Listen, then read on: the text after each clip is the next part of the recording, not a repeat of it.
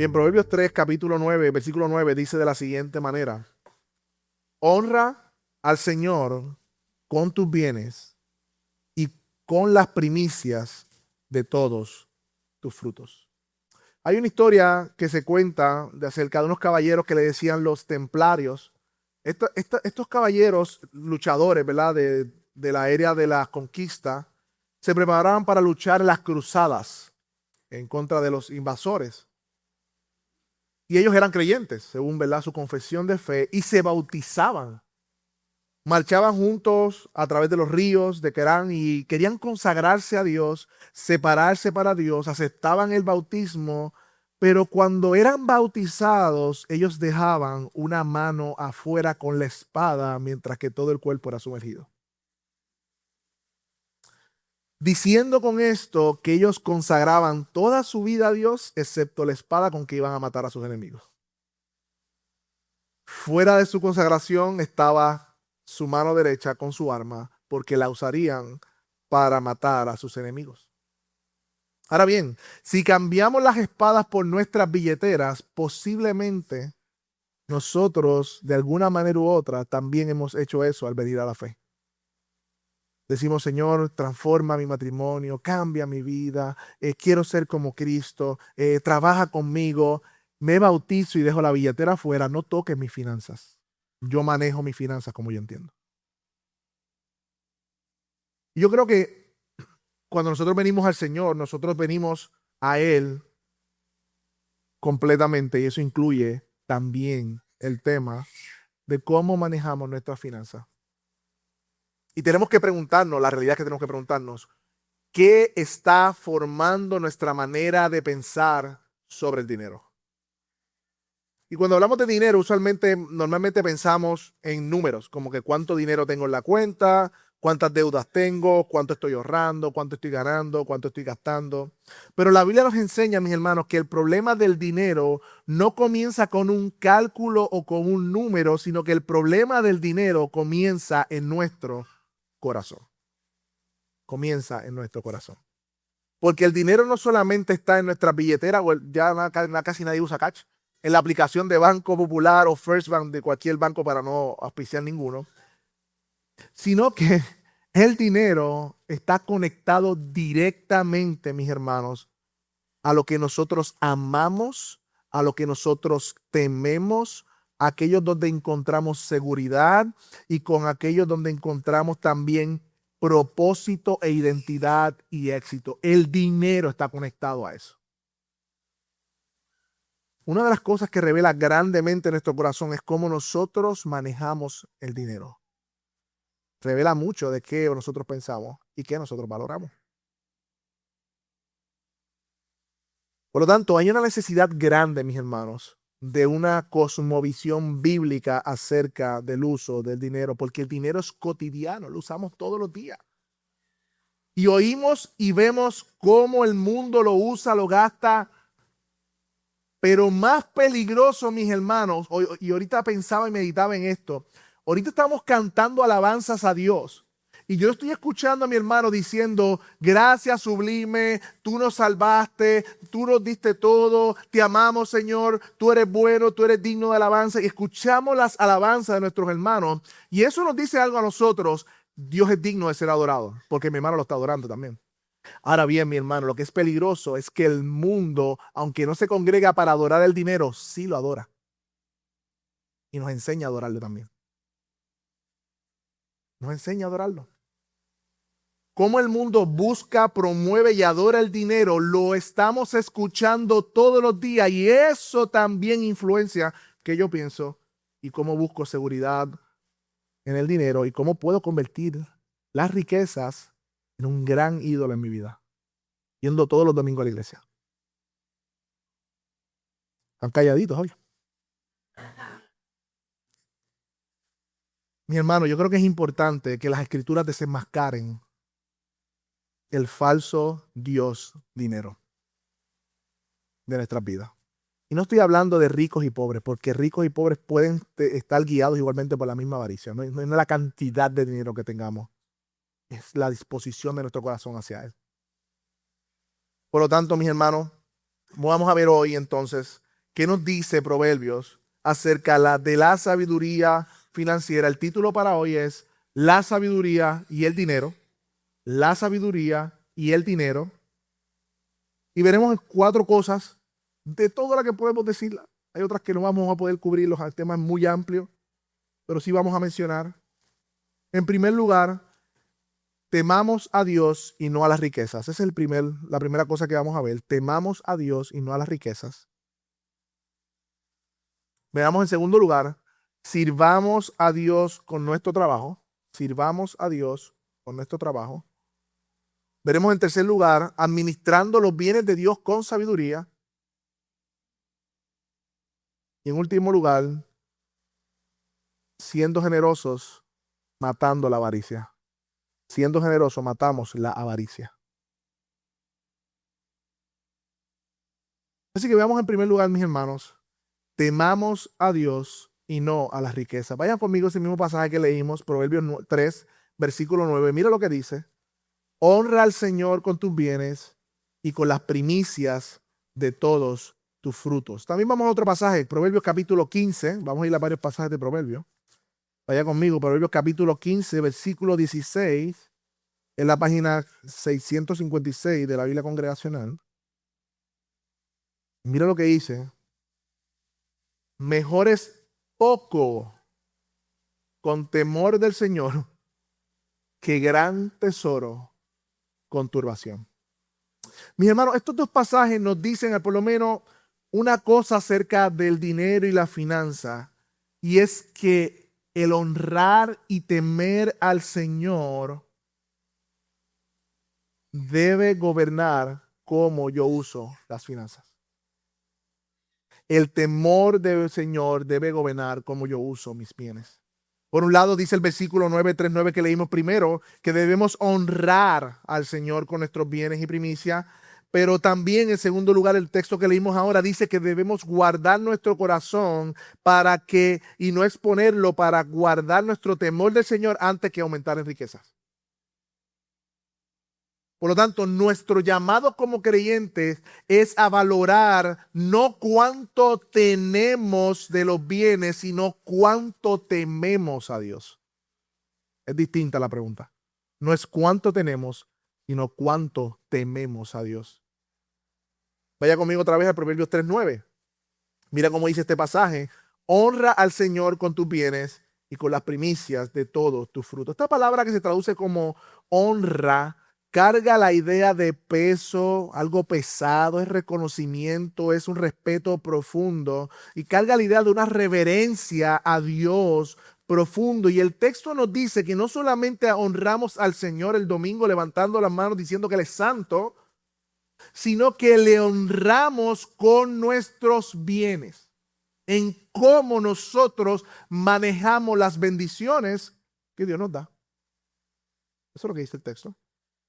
Recordemos, mi hermano, que en el contexto había una economía agraria, principalmente se alimentaban de la tierra y de los animales. Esa era la subsistencia del contexto del autor. La mayoría de las familias vivían de las herencias que recibían de sus padres y de las posesiones que recibían como familia, los dotes, y de lo que producía la tierra y de lo que producían sus animales. Esa era su economía.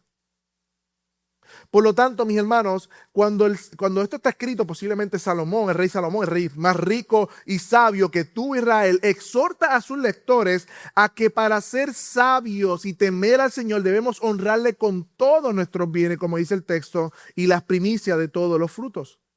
Y estudiando el pasaje, mis hermanos, me di cuenta que este verso es un recordatorio de Deuteronomio capítulo 26. Y de nuevo, vamos a buscar en la Biblia. Vamos a ir a Deuteronomio capítulo 26. Vaya conmigo, ese es el 4º libro de la Escritura. Bueno, el 5º. Y en la página 204. Vaya conmigo, Deuteronomio 26. Al leer el pasaje vi una referencia que saltó a mis ojos. El autor de Proverbios en este capítulo 3 está recordándole la ley a su pueblo. Y mira lo que dice Deuteronomio 26, versículo 4. Vaya conmigo. Quiero que lo lea, la página 204 de la Biblia Congregacional. Deuteronomios 26, versículo 4. De hecho, vamos del 3. No podemos ir desde el 1 realmente.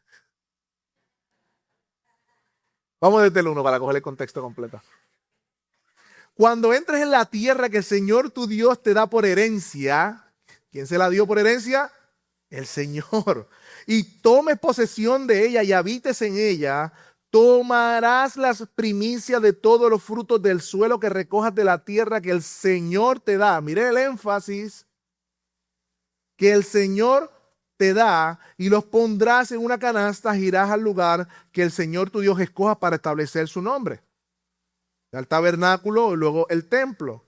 Y te presentarás al sacerdote que esté en funciones en esos días y le dirás, declaro hoy al Señor, es una declaración, mi Dios, que he entrado en la tierra que el Señor juró a nuestros padres que nos daría. O sea, Dios cumplió su promesa y por eso yo estoy aquí. Entonces el sacerdote tomará la canasta de tu mano y la pondrá delante del altar de tu Dios y responderás delante del Señor tu Dios. Mi padre fue arameo errante y descendiente en Egipto y reside allí, siendo pocos en número. Pero llegó allí a ser una nación grande, fuerte y numerosa. Pero los egipcios nos maltrataron y nos afligieron y pusieron sobre nosotros dura servidumbre. Entonces clamamos al Señor, el Dios de nuestros padres, y el Señor oyó nuestra voz y vio nuestra aflicción, nuestro trabajo y nuestra opresión. Y el Señor nos sacó de Egipto con mano fuerte, brazo extendido, con gran terror, con señales y milagros. Y nos ha traído a este lugar y nos ha dado esta tierra, una tierra que emana leche y miel de nuevo, y nos ha dado esta tierra. Ahora, versículo 10, yo he traído las primicias de los frutos de la tierra. ¿Ven? ¿Recuerdan el texto de Proverbios? Ahí está. ¿Recuerdan el texto? ¿Qué dice? Versículo 10. Ahora yo he traído las primicias de los frutos de la tierra que tú, oh Señor, me has dado. Mira de nuevo otra vez. El énfasis. Tú me has dado. Entonces las pondrás delante del Señor tu Dios y adorarás delante del Señor tu Dios. ¿Y qué? ¿Te pondrás triste porque se lo diste al Señor? Te alegrarás. Y también el levita y el extranjero que está en medio de ti, por todo el bien que el Señor tu Dios te ha dado a ti y a tu casa. Y el proverbista toma este pasaje de referencia, vayamos otra vez a Proverbios capítulo 3, versículo 9, y le recuerda, dice, honra al Señor con todos tus bienes y con las primicias de tu fruto. No sé si notaron algo, mis hermanos.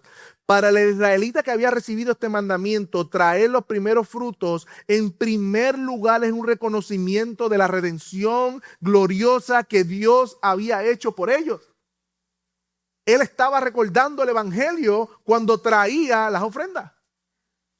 Recuerden que la liberación de Egipto es como el evangelio del pueblo judío. Es ese acto redentor de Dios de liberarlos de la esclavitud y darle una tierra y provisión. Y en segundo lugar, si miramos este pasaje, hay un reconocimiento de que fue Dios que dio la tierra que fluye leche y miel. Ahora bien, mis hermanos, de esta manera, el israelita honraba a Dios con sus bienes y las primicias de sus frutos, reconociendo su obra del evangelio, su liberación. Pero el segundo texto que leímos dice, mejor es poco con temor del Señor que gran tesoro con turbación. Yo meditaba en este pasaje, vayan conmigo a Proverbios 15, capítulo, versículo 16, eso lo leímos ahorita, pero volvemos a él.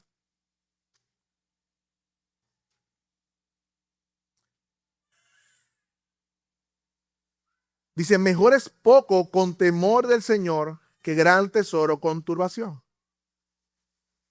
Y yo quiero que usted medite en ese pasaje ahí. Si hacemos un estudio inductivo de ese pasaje, estaría interesante.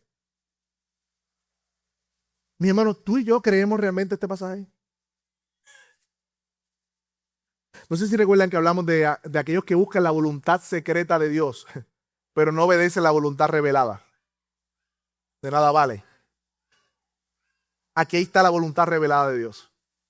Dice el texto que es mejor poco con temor del Señor que gran tesoro con turbación. Eso es lo que dice el texto. Mi hermano, ¿tú y yo creemos eso de verdad? ¿Qué significa este pasaje, mis hermanos? Que en nuestro corazón, mis hermanos, y en nuestras acciones hay una disposición sincera a proteger nuestra comunión con Dios como una prioridad antes que llenar nuestros bolsillos. Voy a repetir eso. Este pasaje nos comunica que nosotros debemos tener una disposición sincera a proteger y promover nuestra comunión con Dios antes que llenar nuestros bolsillos. En otras palabras, la comunión con Dios supera por mucho el tener mucho y tener ansiedad.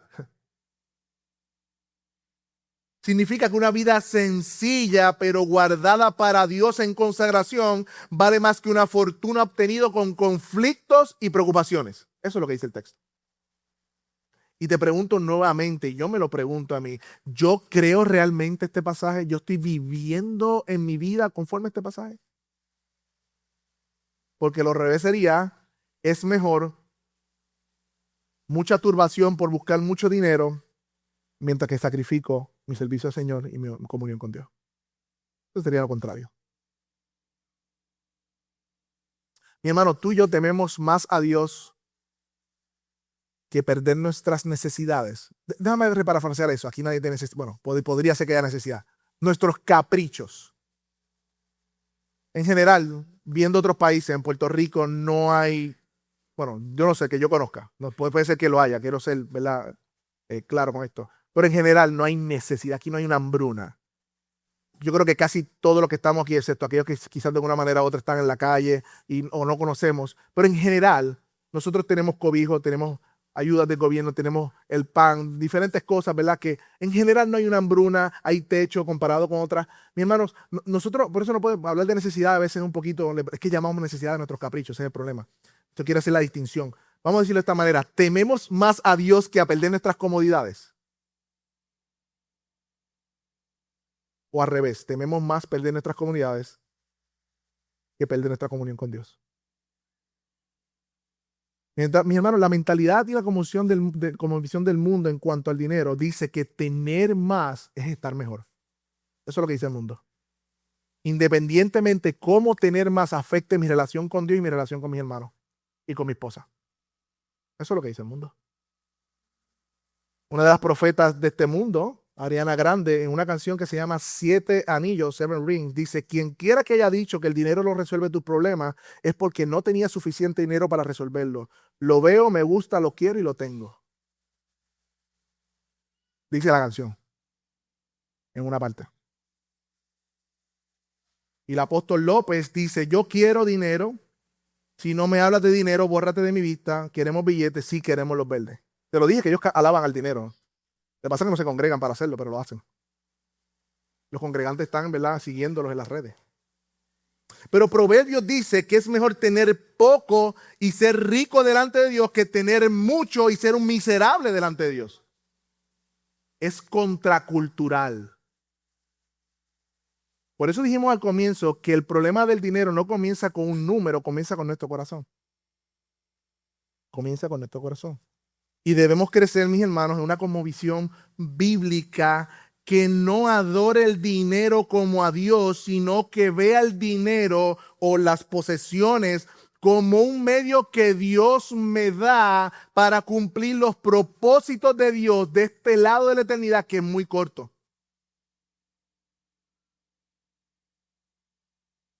De cual daremos cuenta de cómo la administramos. Eso es muy distinto, mis hermanos. Algunas aplicaciones, mis hermanos, seamos sinceros.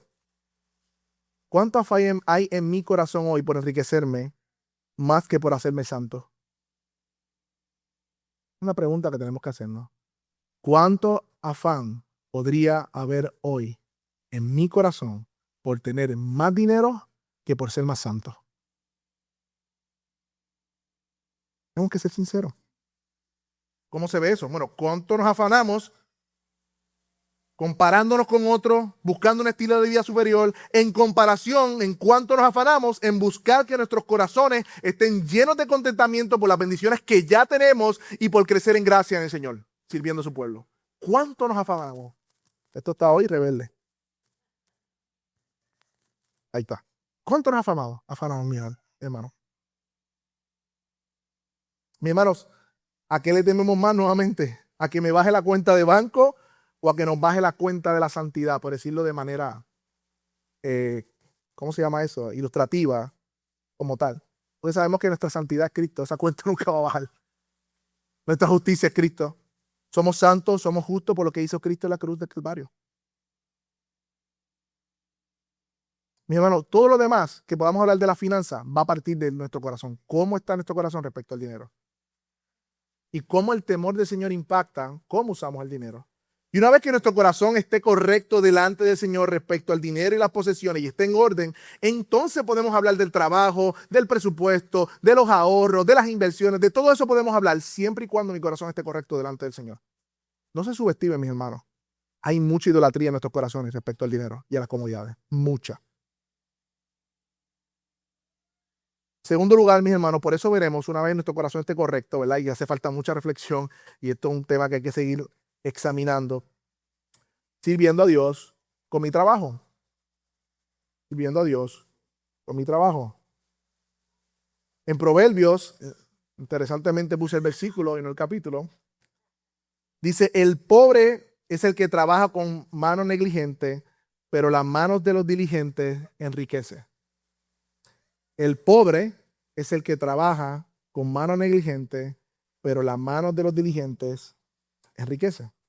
Mi hermano, una de las características en Proverbios es que el autor resume en una oración hechos ponderados y observaciones que ha hecho, reflexiones.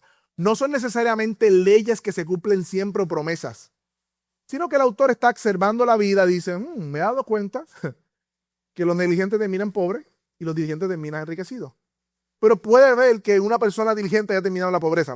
Hay excepciones, lo que quiero decir con eso. No son leyes o promesas, son observaciones que el proverbista pondera, dice, esto es algo común que se ve. Y él dice que el negligente termina en pobreza y el diligente termina en riqueza. Además, este verso usa el recurso literario del paralelismo antitético, que no es otra cosa que es una figura literaria que pone dos frases para compararse. Y lo que está diciendo es eso mismo. La mano negligente empobrece, la mano diligente enriquece. Eso es lo que está diciendo. ¿Cuál es el contraste, mis hermanos? Bueno, que las dos maneras opuestas de trabajar producen resultados distintos. Dos maneras distintas de trabajar producen resultados distintos. Los que trabajan arduamente en cada estación del año, recuerden la economía agraria, tendían a prosperar porque sembraban a tiempo, cosechaban a tiempo, preparaban el terreno a tiempo. Pero aquellos que eran negligentes, vagos, no hacían esto a tiempo y perdían las temporadas y por lo tanto terminaban en pobreza. La palabra negligencia aquí, mis hermanos, tiene varias connotaciones en el hebreo, pero habla de una persona holgazán, o como decimos en Puerto Rico, un vago o una vaga.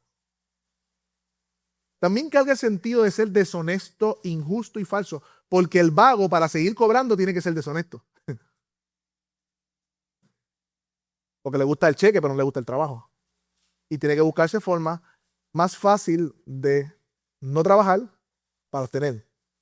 No estoy diciendo que la eficiencia es mala. Puede haber formas de trabajar menos para obtener más. Eso no es el problema. Siempre y cuando no implique pecado. Pero el vago tiende a ser deshonesto, injusto y falso porque es vago, pero quiere seguir cobrando. Por lo tanto, el negligente en este contexto es falta de cuidado, pereza, desinterés en cumplir las tareas asignadas. Mis hermanos, recuerden esto, Dios ve el trabajo y nosotros deberíamos también verlo como algo sagrado y honroso. Recordemos que Dios dio el trabajo no como un efecto de la caída, sino que antes de la caída Dios le dijo a Adán y a Eva, hagan producir la tierra. Dios es un Dios productivo, el trabajo es honra para Él, por lo tanto nosotros debemos mirarlo de esa manera. Nuestra ética de trabajo debe estar por encima de la ética del trabajo de este mundo. Ser negligentes en el trabajo es quebrantar el llamado de Dios para nosotros en todos los lugares donde Dios nos pone. De hecho, Proverbios dice 18:9, le puse. El negligente es en su trabajo el hermano del destructor. El negligente en el trabajo es hermano del destructor. Proverbios 18:9. Ahora bien, ¿qué es la diligencia, mi hermano? La diligencia carga la idea de disposición, resolución, obediencia. Es como el drive. No sé si esa palabra al traducirla en español es complicada. El empuje. Es como el empuje o el impulso que una persona tiene para lograr cumplir ese trabajo. Esa es la diligencia. Es el esmero, el cuidado, la constancia, la rapidez que se hacen las tareas. No solo es un deber, sino que es una forma de honrar a Dios y reflejar su carácter creador al servir con excelencia, mis hermanos, alejándonos por completo de la pereza. Proverbios 22:29 dice, ¿ves un hombre diligente en su trabajo? ¿Sabes qué dice? Estará delante de los reyes y no estará delante de los de baja condición. Eso dice Proverbios 22:29. Recuerda, otra observación que está haciendo el proverbista. Usualmente la diligencia te abre puertas en el lugar de trabajo. Eso es de manera general. Sabemos que está en un mundo caído. Y puede ser que el jefe es amigo del otro vago que le dan el puesto que se supone que sea tuyo porque tú eres más diligente, pero como se conocen, pues la pala mató la diligencia. Esas son causas de un mundo caído, pero no del principio. El principio sigue siendo el mismo. Pero miren el punto. La diligencia tiene consecuencias positivas económicas. Esto es importante, mi hermano, porque Proverbios no presenta el trabajo diligente como una verdad abstracta, sino como una virtud que normalmente produce resultados materiales. La Biblia no demoniza la prosperidad, mis hermanos. Todo lo contrario. Dios llamó antes de la caída al hombre a producir la tierra y Adán tenía que ser ingenioso en cómo le iba a hacer producir. Debía esmerarse, debía dedicarse, debía encontrar sabiduría, tener estrategia, organización para hacer producir la tierra. Pero el fin, mis hermanos, es que la forma en que servimos a Dios en el trabajo es haciéndolo de manera tal que refleje una conducta diligente, porque eso honra al Señor. Los cristianos en el trabajo debemos ser diligentes, no negligentes. Ese es el punto. Y algunas aplicaciones, mis hermanos, y como dijimos, esto es sabiduría para la vida. Hay aplicaciones prácticas para todos nosotros. Y cuando hablo de trabajo, también estoy hablando de trabajo en el hogar, porque eso requiere mucha diligencia. De hecho, por ahí viene el racionamiento. Si no hubo diligencia en lavar la ropa, en fregar los trastes, quizás se encuentre y no haya agua y entonces va a haber un desastre en su casa. No va a haber ropa para trabajar. Requiere diligencia. Y en la casa hay mucho trabajo. ¿Cómo está nuestra diligencia hoy, mis hermanos? ¿Cómo estamos viendo nuestra relación con el trabajo? ¿Como algo odioso? Ay, trabajar. ¿Por qué siempre yo? ¿Por qué tengo que esmerarme y otros no? ¿A quién tú le sirves? ¿A los otros o a Dios? ¿A quién le servimos? ¿Al ojo del jefe o al ojo de Dios? Todo lo que hagan de palabra o de hecho, hazlo como para el Señor. Uy. Esa es la voluntad revelada, mi hermano. Si andáramos en la voluntad revelada, olvídate de la profecía. Mis hermanos, 5 áreas de manera práctica que vemos la diligencia del trabajo. El manejo del tiempo. ¿Cómo tú manejas el tiempo? ¿Scrolleando en tu trabajo? ¿Así?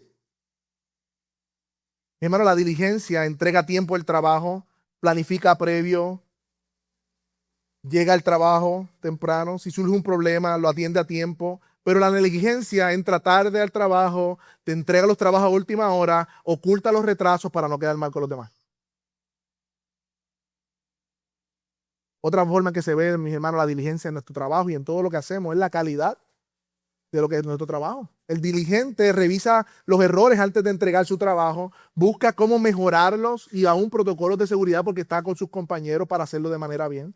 El negligente entrega los errores obvios, no le importa que salga bien o no el trabajo, ignora las normas, total, nadie lo va a notar. La diligencia se ve en cómo nos comunicamos también en el trabajo, mis hermanos. ¿Somos claros en nuestros mensajes con nuestros empleados o con nuestros compañeros o con nuestros jefes? ¿Respondemos a nuestros compañeros de manera rápida? ¿Registramos a tiempo las cosas? La negligencia no responde llamadas o emails, ignora mensajes, no da la información completa, no da una estrategia clara tampoco a sus empleados. La diligencia se ve cuando resolvemos problemas en el trabajo. Anticipamos los riesgos, proponemos soluciones, asumimos responsabilidad, participamos activamente para que esto quede mejor. La negligencia, culpamos a otros, dejar que los problemas crezcan solos y hacer lo mínimo. Ponchar. Ese es mi trabajo, ponchar. Otra manera en que se ve la diligencia, mis hermanos, es el orden y recursos. Cuidar las herramientas de mi trabajo, mantener el espacio limpio, usar los recursos y ahorrarlos. Pero la negligencia rompe el equipo por el mal uso y descuida los bienes de la empresa o de la casa. Mi hermano, estas son aplicaciones prácticas de cómo se ve la diligencia en nuestros lugares de trabajo, que está conectado, mi hermano, en cómo nosotros vemos y usamos el dinero. Una aplicación más pastoral, mis hermanos, cómo tú estás definiendo lo que es riqueza. Porque aunque claramente en el contexto la riqueza se requiere al aumento de la ganancia y los bienes, el temor del Señor nos lleva a preguntarnos un paso adicional, mis hermanos. ¿Por qué yo quiero enriquecerme más? ¿Por qué yo quiero ser diligente en mi trabajo? ¿Para que me den más dinero? Ok. O para que me den una posición, sí. O porque me gusta mi trabajo, está bien. Pero ¿por qué? Es una pregunta que tenemos que hacernos, porque nosotros tememos al Señor. Podemos trabajar diligentemente, pero debido al pecado que aún merodea en nuestros corazones, convertir el trabajo y los logros en el trabajo en un ídolo. Mira qué diligente soy, mira que van bien presas, mira cuántos clientes tengo, mira cómo he progresado, mira qué posición tengo ahora. Porque soy diligente sin darme cuenta que he convertido a mi trabajo en un ídolo. ¿Qué es un ídolo, mi hermano? Pero mi vida gira en torno a eso. Mis decisiones, pienso en todo lo que yo pienso. Lo que tú controlas tu mente es tu ídolo. En lo que tú piensas constantemente. En lo que dedicas tiempo, devoción, dinero, ahí está tu ídolo. Ahí cerquita de ahí está tu ídolo. De hecho, puedes levantarte temprano, trabajar más de las horas asignadas, ganar mucho dinero, citar este pasaje mientras que al mismo tiempo estás gobernado por la avaricia. Porque el buen trabajo y la diligencia produce buenos frutos y puedes que sea el que te estés enamorando del fruto, pero no del Dios del trabajo. Es distinto.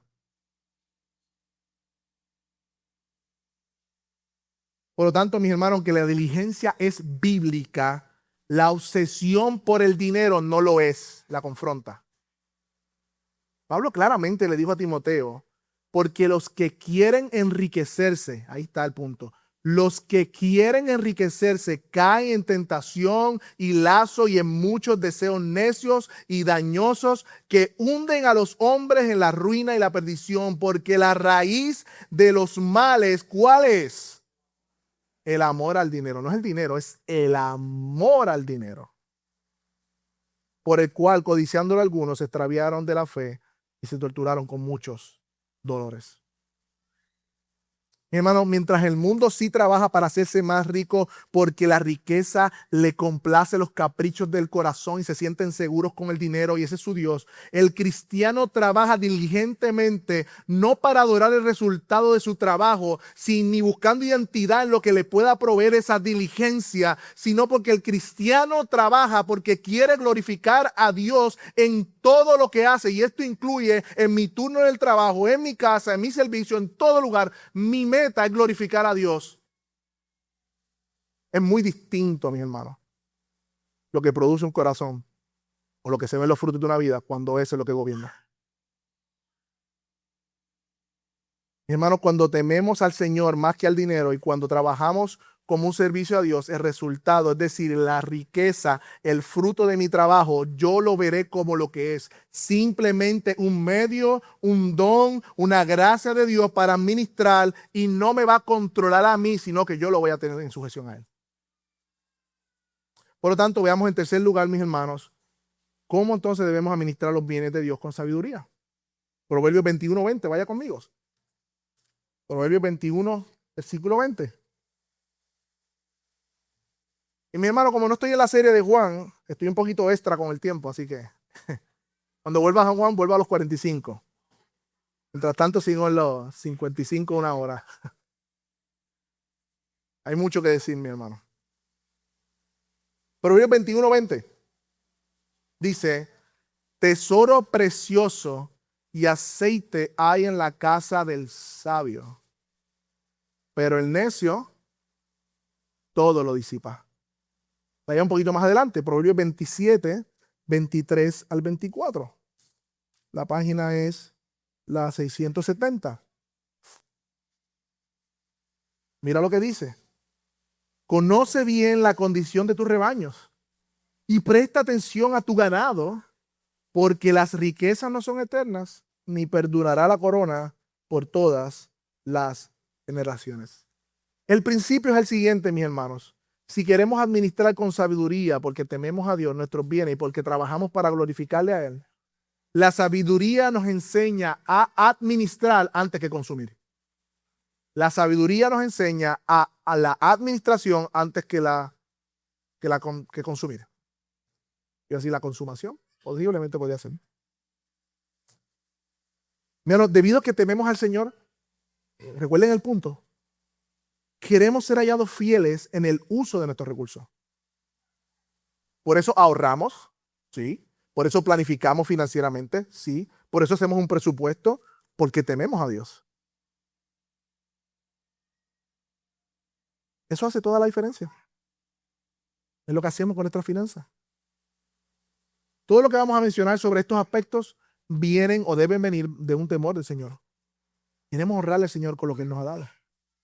Porque aún todo lo mencionado, el ahorro, la inversión, la planificación financiera, todo eso, el más ateo de los ateos lo puede hacer mejor que tú y que yo. La diferencia es que tú y yo lo hacemos como un acto de adoración, que es distinto. Y tiene unas implicaciones muy distintas. Por lo tanto, mis hermanos, el ahorro no necesariamente es avaricia. Por lo tanto, mis hermanos, la planificación no necesariamente es falta de fe.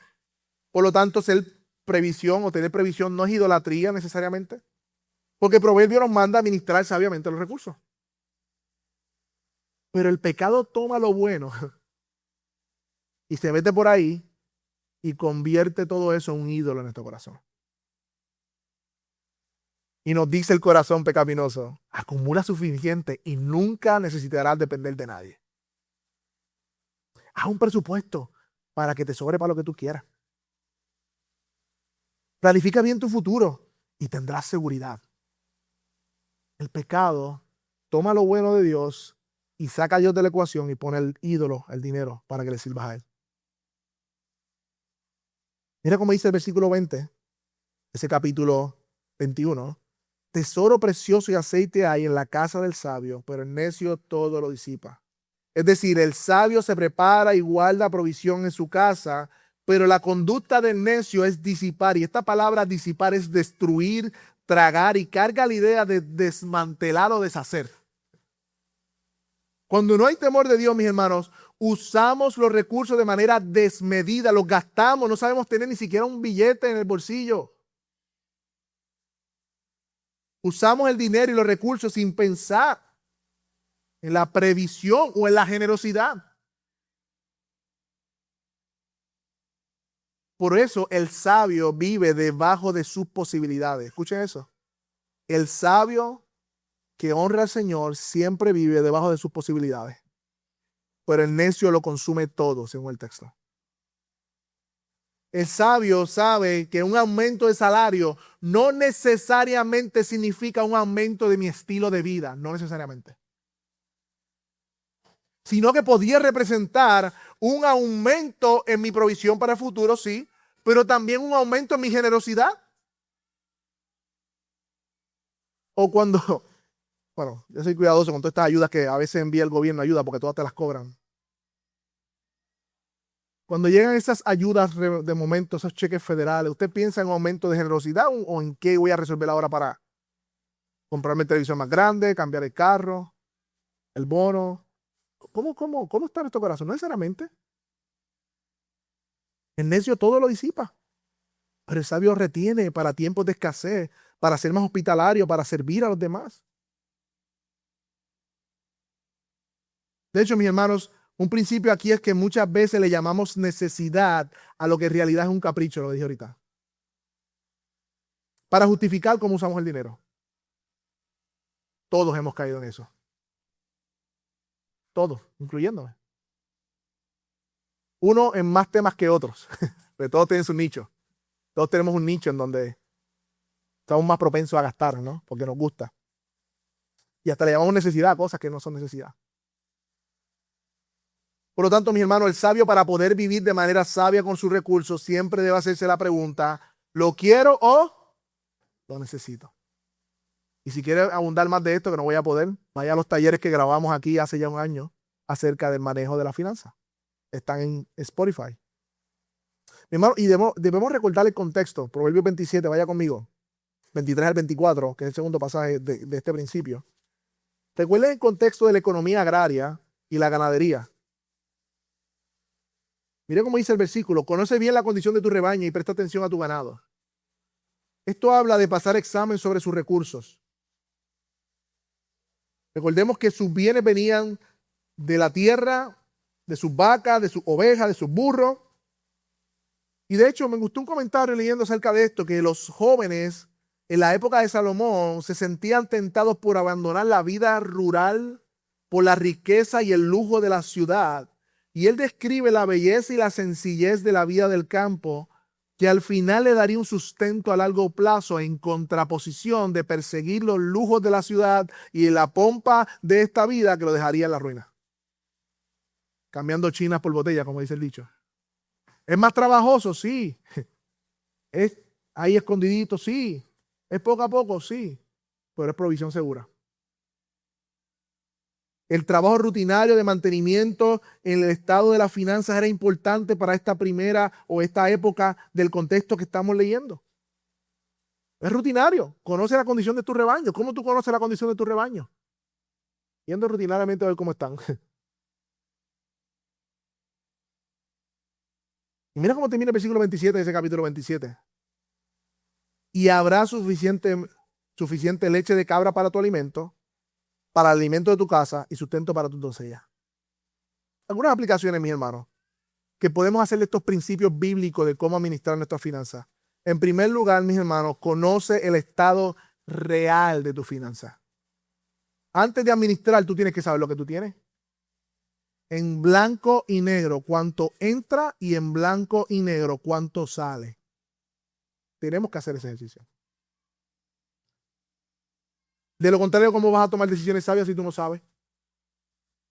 ¿Cómo? No hay forma. No hay forma. El sabio no asume, sino que considera atentamente y pone su corazón a examinar el estado de su rebaño. Un registro de nuestros ingresos, gastos, deudas, ahorros. Y mis hermanos, no tenemos que ser expertos en esto, pero hay hermanos que pueden ayudarnos a hacer esto de manera más efectiva. Revisar periódicamente, mis hermanos, nuestras cuentas mensuales, trimestrales, el estado de nuestras finanzas. Es una aplicación práctica de este principio. De hecho, muchas crisis financieras familiares no nacen por bajos ingresos, tienen buenos trabajos y ganan bien, sino que simplemente de estar constantemente atento en cómo se está gastando el dinero. Ahí sí. Segundo lugar, mis hermanos, no consumas lo que debes conservar. No consumas lo que debes conservar, una aplicación práctica de este principio. Distingue, mis hermanos, entre lo que es capital y lo que es consumo. Hay unas cosas, hay un dinero, mis hermanos, que nosotros debemos guardar para no consumir. Y hay otros que necesariamente por las entradas y salidas deben salir de nuestra finanza. Dice el texto que el necio disipa. No sabe tener $1, un bono adicional. Consume lo que está destinado a durar. Y esta es la cultura del mundo. Si tú lo quieres, mira la canción de la profeta Ariana. Lo quiero, lo compro, lo tengo, lo que sea, no recuerdo lo que hizo. Eso es lo que hizo. Si tú lo quieres, cómpralo. Cómpralo. ¿Quién te lo impide? Que nadie se ponga entre el destino y tú, entre eso y tú. Esos son los billboards que tenemos y los anuncios. Esa es la cultura de este mundo. ¿Por qué? Porque eso es lo único que tiene este mundo. A diferencia del creyente, que tiene una esperanza eterna y que su último destino no es este mundo. Y eso cambia entonces cómo nosotros vemos lo que poseemos. Recuerda, mis hermanos, que las riquezas no duran para siempre, dice el texto, no son eternas. Esta frase debe corregir la tentación, mis hermanos, de administrar nuestras finanzas con arrogancia, como si siempre fuéramos a ganar de esa manera, como que si siempre vamos a tener ese capital, como si no va a llegar crisis en nuestra vida, como si no nos fuéramos a enfermar, como si no fuera a pasar nada de eso. Estamos en un mundo caído, mi hermano. Y yo mañana puedo estar en un hospital y no poder trabajar más. Posiblemente. No sabemos. Por eso debemos ser sabios en no administrar nuestro dinero con arrogancia. No construir un estilo de vida familiar asumiendo, mis hermanos, que el ingreso actual durará por toda la eternidad. Y mucho menos por encima de mis posibilidades. Si yo puedo pagar la guagua básica, ¿por qué cojo con todos los muñequitos? Porque el vendedor me lo dijo. Me metes 2 años más o interés más alto porque tienes aro. Mi hermano. No sé si me entiendes. Y se va a meter una esclavitud de cuánto, que con una deuda, una esclavitud. Hay que trabajar para pagarla. No estoy diciendo que comprar un carro es malo, pero estoy diciendo cómo estamos siendo sabios en estas decisiones financieras. Mi hermano, esto implica así de vivir debajo de nuestras posibilidades reales, no exactamente al límite. Yo cobro $2,000, pues se van a gastar $2,000 ese mes. Eso no es sabio. ¿Qué aplicaciones debemos cortar? ¿Qué gastos debemos cortar? Mi hermano, porque al final no lo hacemos porque sí, lo hacemos porque tememos al Señor. Y de hecho, particularmente la familia, las finanzas, terminan siendo un problema grande que trae presión al matrimonio, que trae presión sobre nuestros hijos. Y si no somos sabios en cómo las administramos, mi hermano, terminaremos pagando las consecuencias. Mi hermano, y bien importante, alguien me puede decir, pastor, yo cobro poco. Esto no es para mí, sí es para ti. Sé fiel en lo poco. Sé fiel en lo poco. La riqueza no dura para siempre, aún lo poco que recibes, sé fiel. Estos principios son para todo tipo de personas y presupuestos. Y una aclaración importante, mi hermano. Tener más dinero no es necesariamente significa más aprobación o bendición de Dios. Esa era la cosmovisión del Antiguo Testamento, que el que prosperaba era porque tenía la bendición de Dios. No necesariamente. Muchas veces las riquezas son la trampa del enemigo. Recuerdo una vez que una familia me dijo, ay, que Dios te prospere y te bendiga y multiplique y te dé, porque el Señor, tú has sido fiel. Yo no, hermana, no es eso para mí. ¿Cómo va a ser que tú no quieras prosperidad? Y si se daña mi corazón. Que el Señor me dé lo que yo pueda manejar. Amén. Imagínate, mis hermanos, y esto es importante, distinguir entre el estado de cuenta de un creyente y un impío, solo mirando el estado de cuenta. ¿Podremos ver la diferencia? Si presentáramos aquí un estado de cuenta del banco X de un creyente y aquí de un impío, ¿se verá alguna diferencia en cómo usamos el dinero? Yo creo que debería verse. Imagínate que todas las transacciones se expliquen del por qué se usan y por qué se compran y a dónde fueron. Si lo único que queda es eso y decimos, bueno, vamos a ver si tú eres creyente, pero enséñame tu estado de cuenta, que es la única manera que podemos saberlo. ¿Podemos ver que en ese estado de cuenta realmente es un creyente o se parece demasiado idéntico al mundo? Nuestra forma de administrar el dinero, mi hermano, debe ser distinta a cómo el mundo lo administra. Porque nuestras cuentas muchas veces gritan más fuerte que nuestras palabras. Mi hermano, hay un aspecto distintivamente cristiano que necesariamente, si lo vemos en un estado de cuenta, podríamos decir que es de un creyente verdadero. Y es en último lugar, mis hermanos, la generosidad que vence la avaricia. Proverbios 3, vaya conmigo nuevamente y terminamos con este punto. Versículo 9 al 10. Ahorita dije que me estaba tardando y dijeron que siguiera, pues yo sigo. Proverbios 3, del 9 al 10. Ya tengo que ir terminando ya. Pero este punto es importante, mi hermano. En último lugar, veremos la generosidad que vence la avaricia. Mira lo que dice el texto. Honra al Señor con tus bienes y las primicias de todos tus frutos. Versículo 10. Entonces tus graneros se llenarán con abundancia y tus lagares rebosarán de vino nuevo. Proverbios 11, vaya conmigo. 24. Página 652.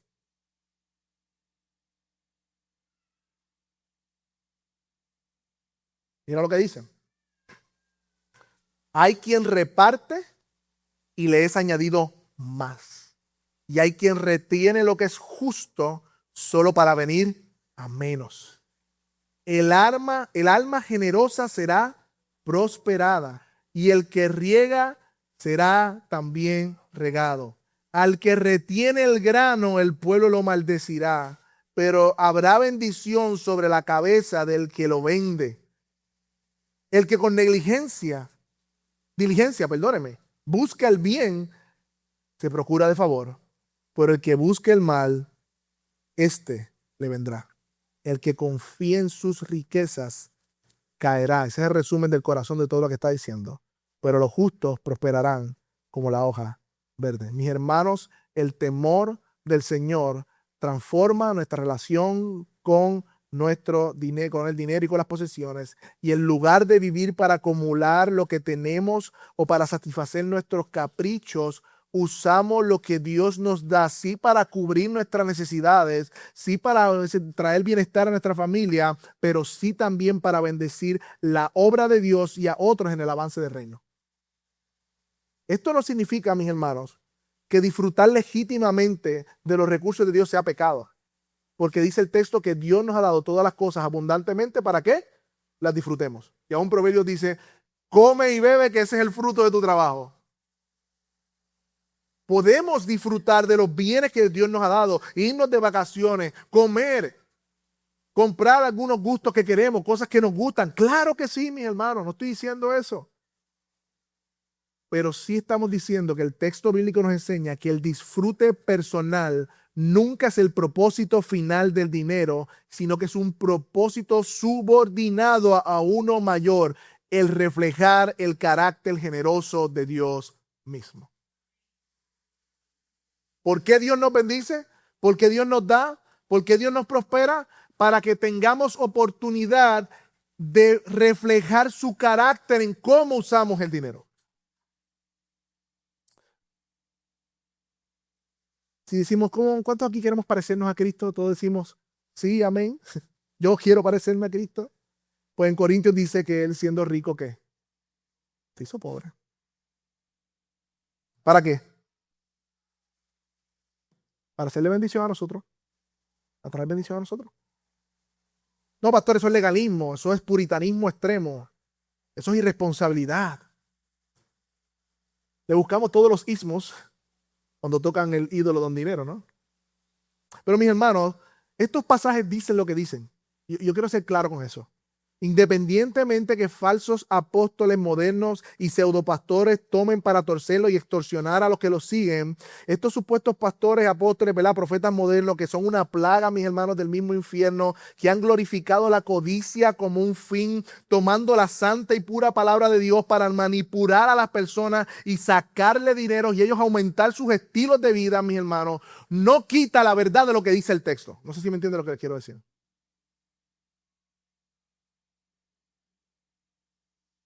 Y lo peor de todo es que estas personas lo hacen en nombre de Jesucristo. El puro y santo nombre de Jesús siendo blasfemado. En miles de iglesias o llamadas iglesias. Trayendo reproche al evangelio. Y recientemente periodistas investigando. Y todos caemos ahí porque si tú eres cristiano te representa. Eso es lo que representa muchas veces nuestra fe. Mis hermanos, esta gente no tiene temor de Dios. Son unos impíos. Literalmente son unos malditos. Están destinados a maldición. No hay temor de Dios. No sé qué tipo de castigo le espera en el infierno. Será aterrador. Pero habiendo dicho eso, mis hermanos, haciendo este paréntesis, y distanciándome de esa falsa teología de la prosperidad, el texto sigue diciendo que el alma generosa será prosperada. Eso sigue diciendo el texto. El principio bíblico sigue siendo el mismo. El alma generosa será prosperada y esto es una verdad bíblica. Hay una promesa implícita en la generosidad. Quien reparte le será añadido, dice el texto. Eso lo dice el texto. De hecho, miremos Proverbios 11 con detenimiento, versículo 24, para que veamos algo que hay allí. 11:24, que lo buscamos hacia ahora. El que a quien reparte y le será añadido más, y a quien retiene y le es justo, solo para venirle menos.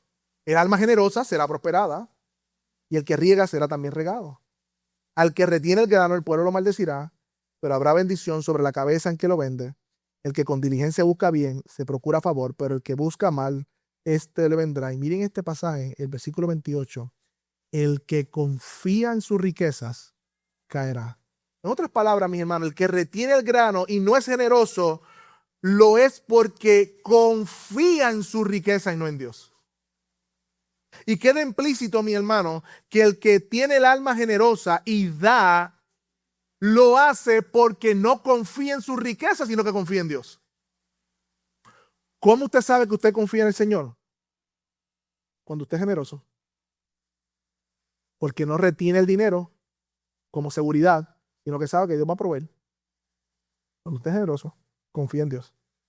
Esta es la forma práctica, clara, respecto a nuestra finanza y el dinero.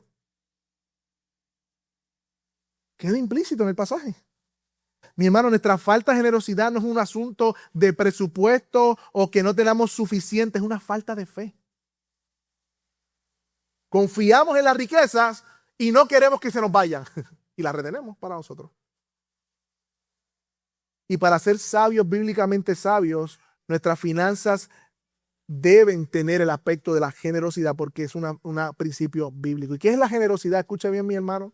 La generosidad bíblica es la disposición nacida del corazón y del temor al Señor y de la gratitud por su gracia, que reconoce que todo lo que poseemos proviene de Dios, como dice el Salmo 24:1, y por eso comparte voluntariamente, sacrificialmente, alegremente, los recursos que Dios le ha confiado, buscando el bien del prójimo y la gloria de Dios y no el reconocimiento propio. Eso es generosidad. Es decir, no doy porque me sobra, sino que yo doy porque Dios me sostiene. Es distinto. Es distinto. Y esto, mis hermanos, es un veneno mortal contra la avaricia en nuestro corazón. ¿Usted quiere matar el pecado de la avaricia? Sea generoso. Sea generoso. Y siendo generoso, Dios le va a bendecir para que siga siendo más generoso. Ese es el principio bíblico, mis hermanos. Ese es el principio bíblico. Y no estamos hablando de esta generosidad que te lo cobra después y te lo recuerda. No es esta generosidad que yo doy, pero después jalo. Es una transacción que es distinto. Eso es legalismo, eso es manipulación. Es dar sin esperar nada a cambio. Eso es verdadera generosidad. Yo no saco en cara a nadie lo que yo he dado porque yo sé que se lo di. Porque le pertenece al Señor lo que me dio. Sea la iglesia, sea un hermano, sea un familiar, sea lo que sea, mis hermanos. ¿Qué aplicaciones prácticas podemos tener, mis hermanos, para nosotros matar la avaricia? Mi hermano, ofrendar regularmente.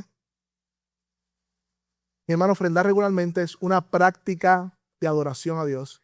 Una declaración a Dios que decimos, el dinero no me posee a mí.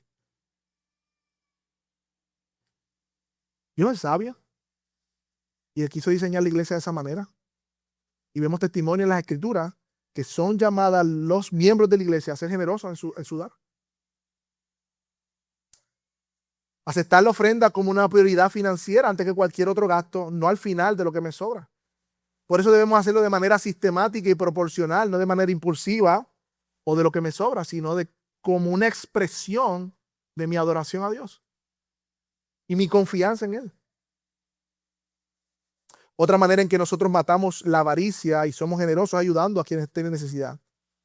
Tener los ojos abiertos a la necesidad de otros. Cultivar el ojo misericordioso, me gustó esa frase. Notar activamente las necesidades de los que están alrededor mío. De un amigo, de un vecino, de un hermano. Y antes de que pidan, proveer para eso. Podemos ayudar también a los necesitados, mis hermanos. Y esto mata a la avaricia. La hospitalidad también mata a la avaricia, mis hermanos. Abrir nuestra casa, no solamente nuestra billetera, recibir, darle nuestros dones, nuestros servicios de manera gratuita, sin esperar nada a cambio. Eso habla de nuestra generosidad, nuestro tiempo. El tiempo es oro, mis hermanos. Dar de nuestro tiempo, de nuestra atención. de nuestros recursos, de lo que sabemos hacer, de lo que podemos hacer, de ahorrarle un gasto a mi hermano con lo que Dios me ha capacitado a mí. Es una forma de ser generoso también.